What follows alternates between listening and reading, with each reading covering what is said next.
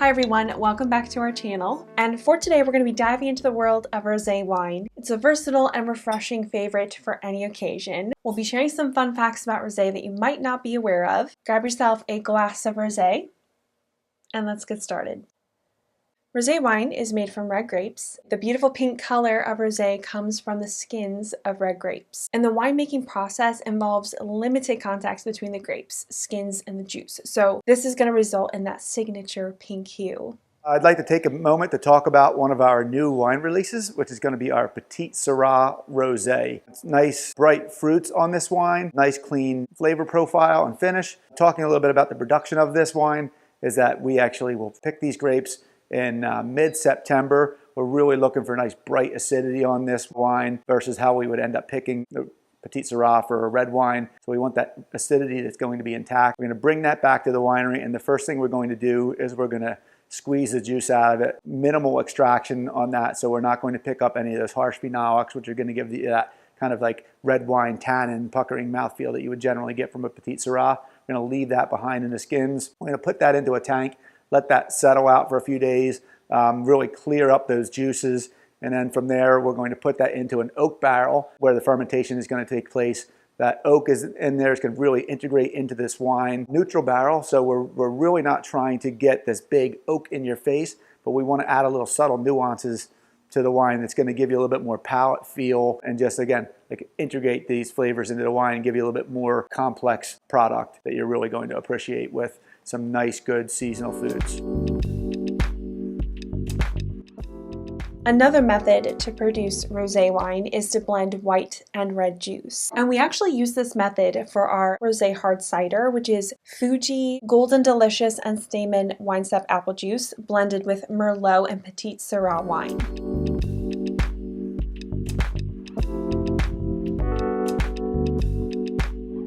With our rosé cider, what we were really trying to achieve with this is to have something that's a little bit more expressive than our traditional canned cider or the wine sap cider. And we really want to drive home this concept that we really wanted to show at Hawkhaven, which is kind of be wine-centric products. And we really want our cider, this cider in particular, to be more in that wine style. With that, we want to drive some of these red fruit characters that are going to come from the red grapes, from that Merlot that we're going to introduce into the cider. And it's really going to give you these wonderful aromatics that go along with this, brightening up the color, brightening up the mouthfeel as well. Something that we really think is going to be a nice addition to your cider portfolio. And rosé wines come in various styles from bone dry to sweet. And the sweetness level is going to depend on several factors. It can depend on the winemaking process, the grape variety, and the desires of the winemaker. Some popular dry rosés include Provence Rosé and Spanish Rosado, while sweeter options include White Zinfandel from California. At Hawkhaven, we produce a number of different rosés. I really think that rosés are a kind of an underserved aspect of wine varieties, especially in the summertime. It does drive more complex flavors, and there's so many different wonderful styles that you can do it in. As the barrel fermented Petite Syrah, a little off dry as far as the flying press rosé is concerned, or our dry rosé. And you can have these really delicate flavors, or you can have a little bit more pronounced.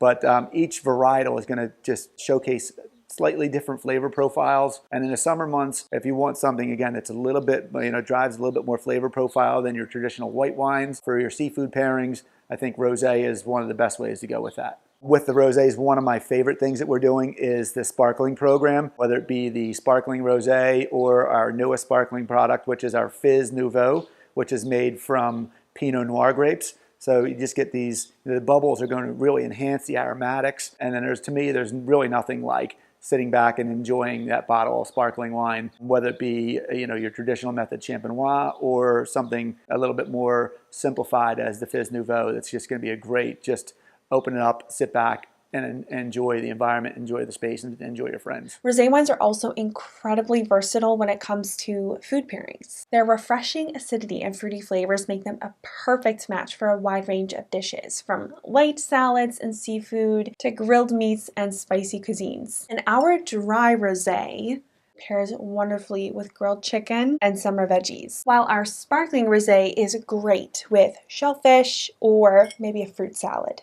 Hi, I'm Connor McCaney here at Hawkhaven Vineyard and Winery inside of our wine cellar / production floor. I'm going to talk a little bit about rosé. We produce a variety of styles of rosé, 2 different sparkling forms from our Pinot Noir rosé here at Fizz. We have another one which is a blend of Cabernet Sauvignon and Merlot, a sparkling rosé. Our Petite Syrah still rosé. Our rosé cider, which is a blend of wine sap, Golden Delicious, and Fuji apples, co-fermented with our estate Merlot grapes. All different complexities, styles, textures, mouthfeel. To start, our Fizz is a really light-bodied Pinot Noir based sparkling rosé. If you're into a brunch pairing or weekend breakfast, I think it goes excellent alongside Belgian waffle loaded with berries or other fruit. I think it also goes great with fresh salad with some mixed berries, brie cheese, goat cheese, etc., or just by itself. I really love sparkling rosés by themselves. Cheers.